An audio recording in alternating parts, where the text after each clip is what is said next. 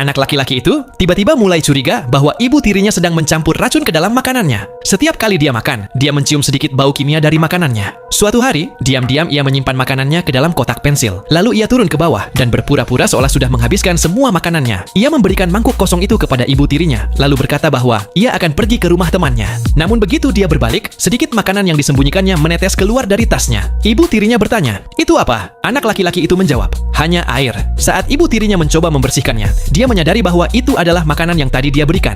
Kemudian, anak laki-laki itu meminta temannya untuk menguji makanan tersebut. Tapi temannya berpikir bahwa dia hanya terlalu curiga. Saat keduanya sedang berdebat, makanan itu jatuh dan rusak. Ketika pulang ke rumah, dia menolak makan apapun. Dia melihat ayahnya makan dengan lahap dan bahagia. Anak itu berkata kepada ayahnya, "Ayah, bagaimana kalau kita tukar steak kita? Bagian saya sepertinya berlemak." Ayahnya setuju, tetapi ibu tirinya sama sekali tidak menyukainya. Melihat ekspresi tidak puas di wajah ibu tirinya, kecurigaan anak laki-laki itu semakin besar. Dia membawa steaknya ke dapur, memasukkannya ke dalam kantong, dan berteriak, "Ini buktinya, ibu tiri saya ingin meracuni saya." Saat ayahnya mencoba menghentikannya, dia mengambil pisau dan memperingatkan semua orang untuk menjauh. Melihat itu, ibu tirinya panik dan memanggil polisi. Dalam amarahnya, anak laki-laki itu berteriak, "Dia yang membuat ibu kandungku mati. Dia juga yang meracuni anjing kami. Sekarang dia ingin membunuh semua orang."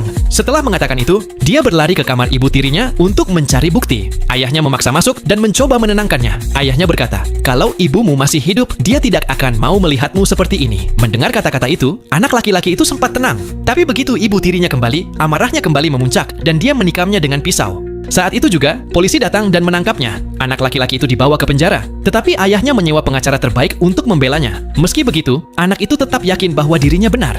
Dia teringat bahwa ketika ibunya sakit, ibu tirinya adalah perawat yang merawatnya. Namun, bukannya membaik, kondisi ibunya justru semakin parah hingga akhirnya meninggal. Anak laki-laki itu yakin bahwa kematian ibunya disebabkan oleh ibu tirinya. Setiap kali dia makan masakan ibu tirinya, perutnya terasa sakit. Tetapi para dokter tidak pernah menemukan apapun. Pengacaranya pun menyarankan agar dia menjalani evaluasi psikiater. Jika dia didiagnosis mengidap skizofrenia, dia bisa terhindar dari hukuman penjara. Demi keluarganya, anak itu akhirnya menyetujui saran tersebut. Hasil laporan menunjukkan bahwa dia memang menderita skizofrenia, dan dia kemudian dikirim ke rumah sakit jiwa. 6 bulan kemudian, ibu tirinya datang menjenguknya. Dia berkata, "Aku sudah memaafkanmu, lukaku sudah sembuh." Namun dia juga membawa kabar buruk. Ayahnya telah meninggal karena serangan jantung, dan kakak laki-lakinya kini mengalami sakit perut yang sama seperti yang dulu sering dialaminya. Mendengar itu, anak laki-laki itu marah besar dan mencoba menyerang ibu tirinya. Dia menuntut agar dibawa menemui kakaknya, tetapi petugas segera menyuntiknya dengan obat penenang agar dia tenang.